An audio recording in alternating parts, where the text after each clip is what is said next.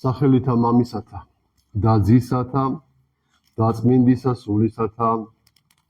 ამინ.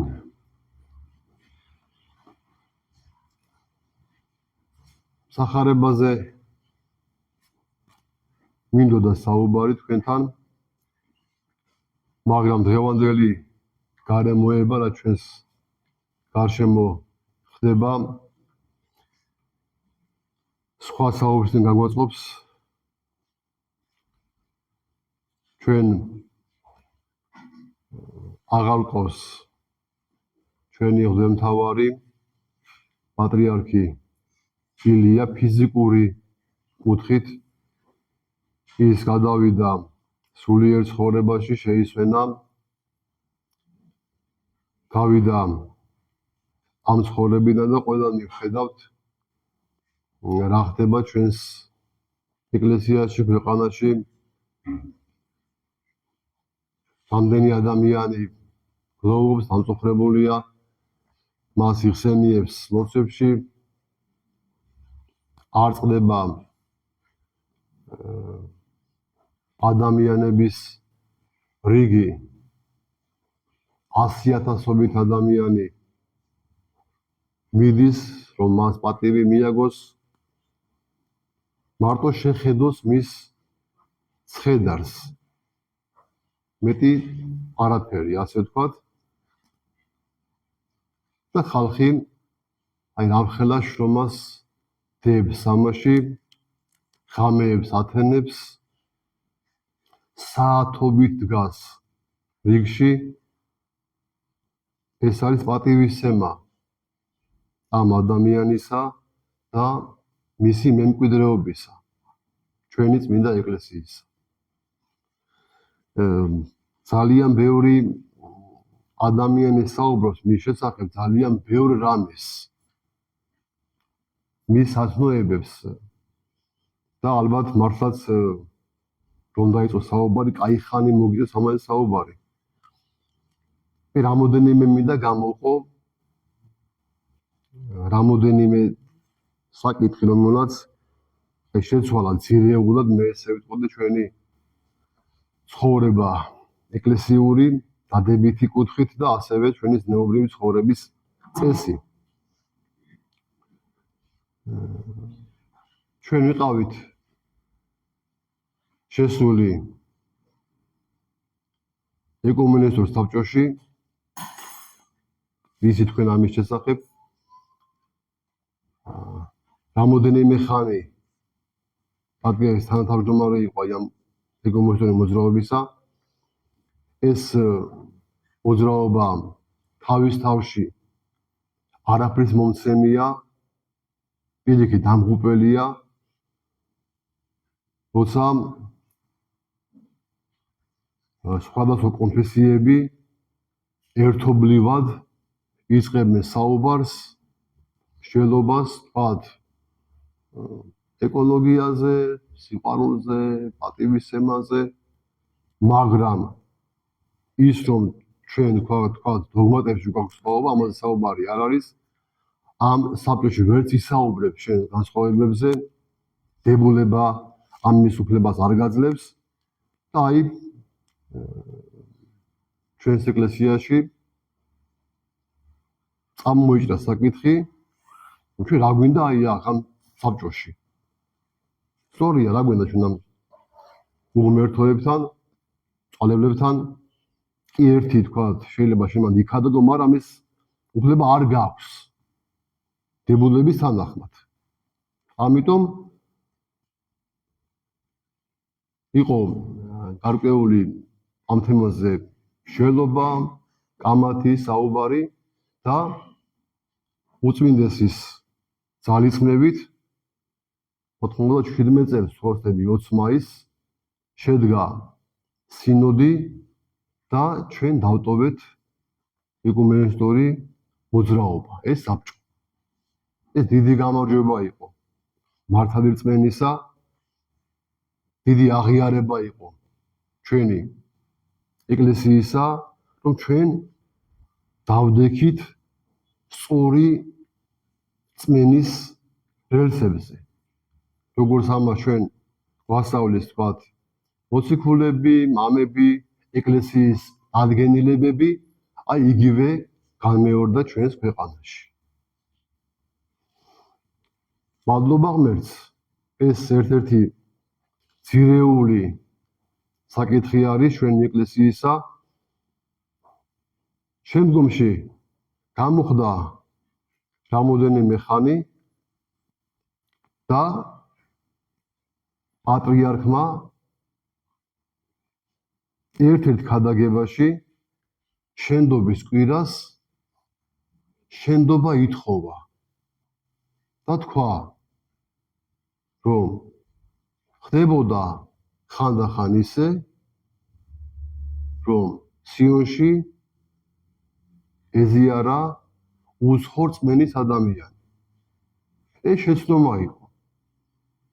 და მე ვითხოვ შენდობას ამის გამო. ანუ მისი ნაბიჯი აი ამ გამოსვლა აი ამ საპირდან მან თავის საქმეებით დაამტკიცა, თავისი აღიარებით, რომ არ შეიძლება სხვარწმენის ადამიანების ზიარება, თქვათ ერთობა მათთან, სულიერი ერთეულები მსახურება და სხვა. მას ჰქონდა უნარი, რომ მოესმინა სხვა ადამიანისთვის და ეს გაეთვალისწინებინა. როგორც შევიეთ ხოლმე იუდეველებს, თქვათ ხშირად შფოთიში აქვთ ხოლმე სიმშვიდეში ხანუკას დღესასწაულზე ერთ-ერთზე მათ მიიტანეს საფადრიგოში მათი ეს ცხადოდი კანდელი.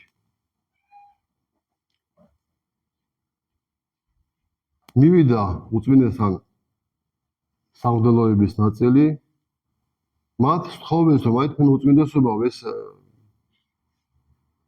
არ შეიძლება ზღვენის მიღება სხვაწმენის მიმდევრისგან, მით უმეტეს რელიგიური რაღაცა აი ამ ნიშნისა.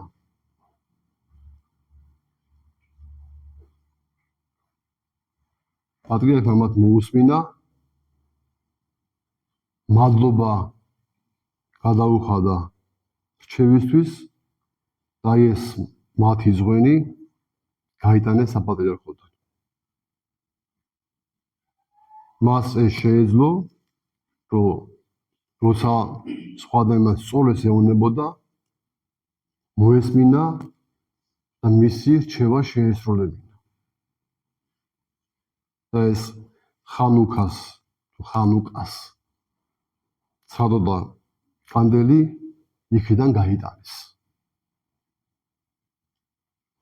ეს მისი წმენის აღიარება და აღსარებლობა იყო. ახლა პატარა ბავშვები, ჩვენი შვილების თაობა, ზოგიერთი მათგანი უწმინდეს ბრალს დებს, რომ შენ 9 აპრილსო გაიქეცი რუსთაველიდანო. ნუ ვინც ახლა ამასწავლის დაბადებული არც იყო ჯერ საერთოდ ამ დროს. იქ სულ არ იყო. და ჩვენ ყველამ ვიცით მათ რა მოხდა. უწმინდესი აი ამ ბოლო წუთებში მან გაიგო, თუ გააგებინეს არ ვიცი, რომ მოხდებოდა ჩახოცვა, პირდაპირ დაწამლვა აი ამ იმპერიის მხრიდან ქართველებისა, ჩვენი შვილებისა, ჩვენი თაობისა, მეც პატარა ვიყავი მაშინ. უწმინდესი მივიდა მომიტინგეებთან, მათ სთხოვა, რომ ეხლა ჩვენ საფრთხე რეალურია, დაგხოცავენ ეს მომხდურები.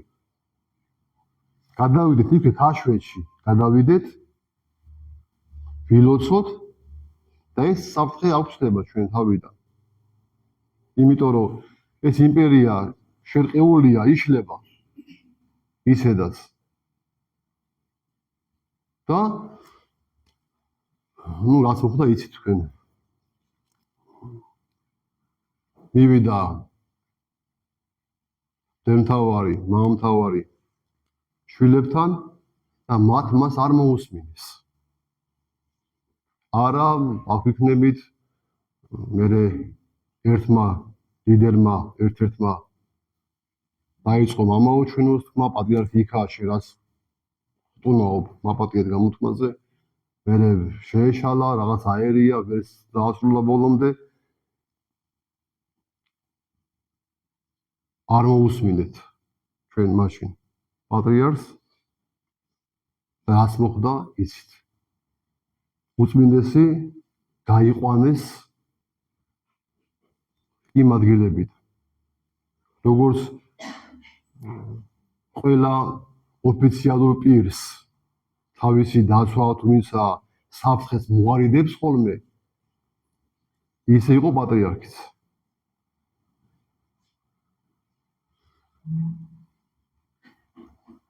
მინდა გავიხსენო 92 წელი. აქაც რაღაცას მას ბრალდებენ ხოლმე, როცა კანონიერი მთავრობა ჩამოაგდეს ძალით, ბრალდებდნენ, რომ თითქოს ქაშვეთში პატრიარქმა შეიყვანა ვიღაცა ბოევიკები. ქაშვეთს თქვენ იცით რა აქვს გალავანი. იქ ყველა მიდი მოდის. აქანებული ომია და მართლა ზოგიერთი ბოევიკი, ვინც ებრძოდა მაშინ აი ამ კანონიერ ხელისუფლებას, ამოიფარა ეკლესიის კედლებს და იქიდან ისროდა იარაღს. მაგრამ ამის კონტროლი შეუძლებელი იყო მაშინ. ეკლესიას გალავანი არ აქვს, იქ ვინ შედის, ვინ გამოდის, ვინ ამოეფარება ხეს, კედელს, ამას ვინ განსაზღვრავს. და მე მოსმენილი მაქვს სასულიერო პირის ვინ შეესწრო ამ ამბავს, უწმინდესმა გააგზავნა ეს პიროვნება ბუნკერში ზვიადისთან და უთხრა, რა ვქნა, ჩვენ მოდი ჩავდგებით შუაში. და ის ზვიადი ძალიან ჭკვიანი ბრძენი კაცი იყო. და უთხრა, არა, შენ გესვენ და მე დამაბრალები. ამას აზრი არ აქვს. იყოს ისე როგორც არის. რაც მოხდა თქვენ იცით, რომ ის კაცი გააქციეს და ქვეყანა დაანგრიეს. 17 მაისი ეს გამორჩეული დღე აი ამ სულიერი ექსტრემისტებისა, მე ესე ვიტყოდი, ვინც თითქოს აღნიშნავენ გამარჯვებას ზნეობრივ ცხოვრების წესზე. როცა ჯანმომ აი ეს დაავადება, უზნეობა ამოიღო დაავადებათ აი ამ სიიდან და ეს თქვა, რომ ეს არის ცხოვრების წესი ადამიანის, მისი არჩევანი. აპატიეთ ეს გაუკმაყოფილებული ურთიერთობა. 17 მაისს აღნიშნავენ ამ დღეს მთელ მსოფლიოში, მათ შორის საქართველოშიც და არის სააკაშვილის რეჟიმი უკვე და დაიწყო ამის აღიარება ჩვენ ქვეყანაშიც. და ჩვენ გქონდა ძალიან დიდი გამოსვლები ამის წინააღმდეგ, რომ ეს არ შეიძლება უზნეობა, ეს თემი აი ესე ძალმომრეობით ყველას თავს ახოს თავის ცხოვრების გაფერადები გეუბნება. მე შენ შვილებს ვაცდუნებ, გაგემუქრება, հետո რომ ღორო ესე გეძახის. და პატრიარქმა 17 მაისს გამოაცხადა ოჯახის სიწმინდის დღედ. მას იყო წინა პერიოდში, მე ჩვენ ამაზე გქონდა საუბარი, მე აღარ ვიტყვის, საიდან მოდიოდა ეს ასე საერთოდ. განსხვავება აქვს. ეს დღე გამოცხადდა ოჯახის სიწმინდის დღედ და მშობლების პატივისცემის დღედ. და აი აქედან მოყოლებული ამ დღეს იმართებოდა ბიტანიობა, მსვლელობა, ხატის შემობრძანება, მთელი ეკლესიები, მრევლი, ერი ამას დღეს აღნიშნავს და მე ამ მთავრობამ ეს გამოაცხადა თავისუფლისა დასვენების დღედ. ეგრეთ თხოვნა იყო ჩვენი ხშირი და ახლა როცა მთელი მსოფლიო ზეიმობს უკმართობას ამ დღეს ჩვენ ზეიმობთ ოჯახის სიწმინდის დღეს. აი ამან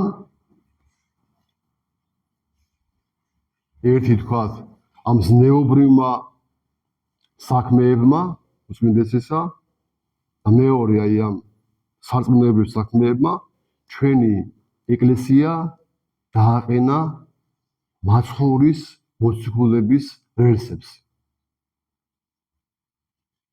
დაიგმო არასწორი უძღვრებები და დაიგმო ცხოვრების არასწორი უზნეო წესი.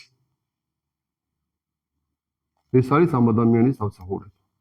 დღეს რაც ხდება, წარმოიდგინეთ თქვენ 30 წელზე მეტია რამდენი ფული დაიხარჯა პატრიარქის სამღვდელოების და ეკლესიის შეურაცხყოფის გამო. აი კუპიურა როა იყო, შეიძლება ვერ დაწიო ეკლესიაში. რამდენი დაიხარჯა? 6 ნიშნა, 7 ნიშნა, 8 ნიშნა ციფრებია ნოლები რო ემატება. მილიარდობით ფულია დახარჯული, რომ ქართველმა ადამიანმა სარწმუნოება, ღმერთი და ეკლესია შეიჯავროს და ახალგაზრდობამ განსაკუთრებულად. და როცა დღეს ახლა აი ეს ადამიანები ხედავენ რაც ხდება ჩვენს ქვეყანაში, ალბათ ხტებიან ტუფლებიდან, თუ რაცაც ვიათ რამე საერთოდ. ყველაფერი ალბათ შემოიხიეს, რომ ამდენი ჩვენი ძალისმო წლობით, აწლეულობით, რომ ხალხს გული აცრუებოდა ეკლესიაზე და სამღვდელოებაზე, ხედავენ, რომ საათობით, რამოდენიმე საათი, 4, 5, 6 საათი, ბავშვები, ჩვილები დგანან ხალხი რიგში, რომ პატიოს თვალი შეავლონ, განადგად მიახლო, აკოცო, მარტო რომ დაინახო. ამის გამო და რამდენი ვერ მოდის. ახლა აი ეს დიდებულები ამ ქვეყნისა გლოვობენ და წუხან. სხვადასხვის არ მინდა ეხლა მათი სალები ვახსენო, პატივია მათთვის. ვინც პატრიარქზე ცუდს ლაპარაკობს ამ დღეებში, მაინც ხო რაღაცა თავი შეიძლება შეიკავო. მაგრამ რაც აი გაქვს ეს ჩადებული ეს გესრი და ეს ფოგმა ყველგან ანთხევ ამას. და აი ამ მიცვალებულ ადამიანს დღესაც მასზე რეებს აღარ ამბობენ. მაგრამ ჩვენ ხო ხედავთ ფაქტის სახეზეა. რა გვინდა ვინმის თქმა და შეფასება. ხალხი თავად აფასებს თავის აქციელით ამა თუ იმ მოვლენას. აი შეფასება ქართველი ხალხისა. ჩვენი ერის როგორ პატივცემს ეს ხალხი ეკლესიას და პატრიარქს. როცა მე აი რიგში მყოფ ხალხს უყურებ, მათში უმეტესობა არის პატარა ბავშვები, ახალგაზრდები. ჩვენი შვილების თაობა. ამ ადამიანს პატრიარქს სულ ქონდა საუბარში გაერთიანება საქართველოს, ისე უნდა გამთლიანება, ერთსულოვნება და აი მისი თხოვნა შესრულებულია. მთელი ვისაც ოდნავ გონებაში რაღაცა უმოძრავებს, გულშემ უმოძრავებს, ყველა ერთიანია.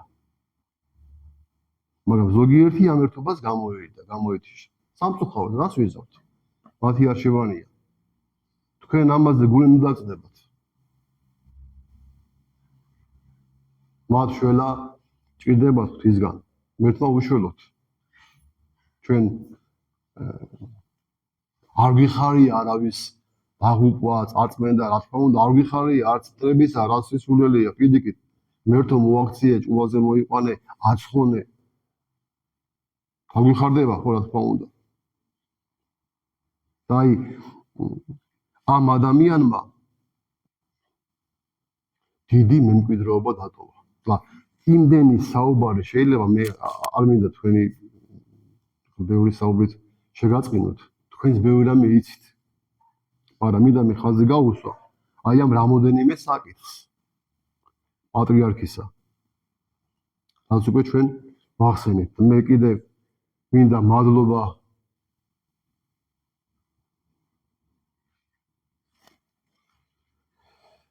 გადაუხადო მას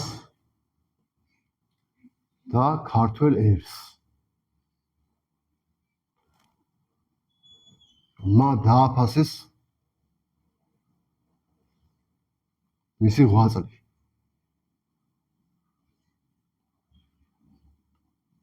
და ღირსეული პატევი მიაგეს.